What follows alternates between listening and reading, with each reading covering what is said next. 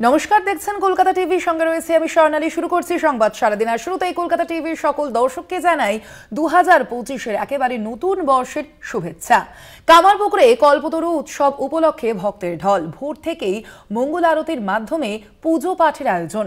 কামারপুকুর রামকৃষ্ণ মঠে শ্রীরামকৃষ্ণের আদি খড়ের ছাউনি মাটির বাড়িটিকেও সাজিয়ে তোলা হয়েছে। আপনারা দেখতে পাচ্ছেন সেই ছবি।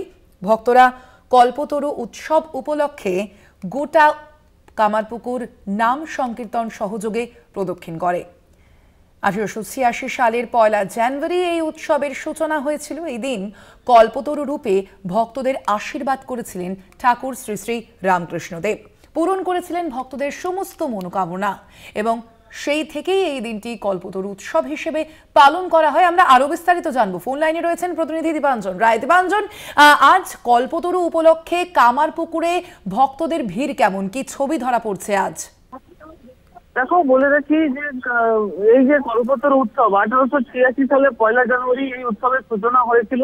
আর ঠিক অনুরূপ ভাবেই কাশীপুর উদ্যানবাটির সঙ্গে সঙ্গে কামারপুকুর রামকৃষ্ণ মঠেও এখানে কল্পতরু উৎসব পালন হচ্ছে। রীতিমতো ভিড় চোখে পড়ার মতো, হাজারে হাজারে ভক্ত আসছে এখানে। প্রত্যেকটা ভক্তই প্রসাদ পাবে, কেউ অভুক্ত ফিরে যাবে না এখান থেকে। মহারাজের তরফ থেকে সেটাই জানানো হয়েছে। এখানে দূর দূরান্ত থেকে, হুগলি ছাড়াও দেশের বিভিন্ন প্রান্ত থেকে ভক্তরা এসে ভিড় জমাচ্ছে। আর বলে রাখি যে ভক্তরা যেটা বলছেন যে কাশীপুর উদ্যানবাটিতে যখন শ্রী শ্রী ঠাকুর রামকৃষ্ণ কল্পতরু হয়েছিলেন, তার কাছে যে সমস্ত ভক্তরা যা কিছু তার মনস্কামনা জানিয়েছিলেন তাদের পূর্ণ হয়েছিল। আর এই কামারপুকুর হলো পূর্ণভূমি, শ্রী শ্রী ঠাকুরের জন্মভূমি।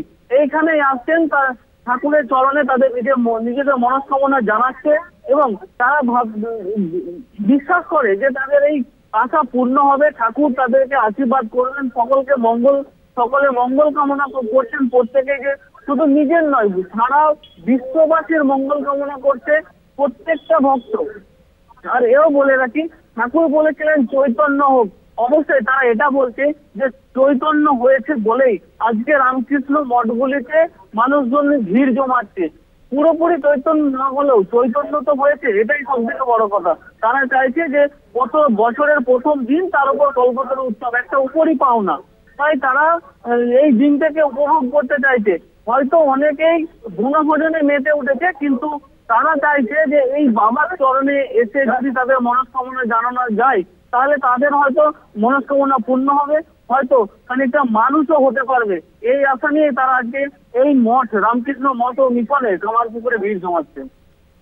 ধন্যবাদ তোমায়। আমরা কথা বলছিলাম, ফোন লাইনে ছিলেন প্রতিনিধি দীপাঞ্জন রায়।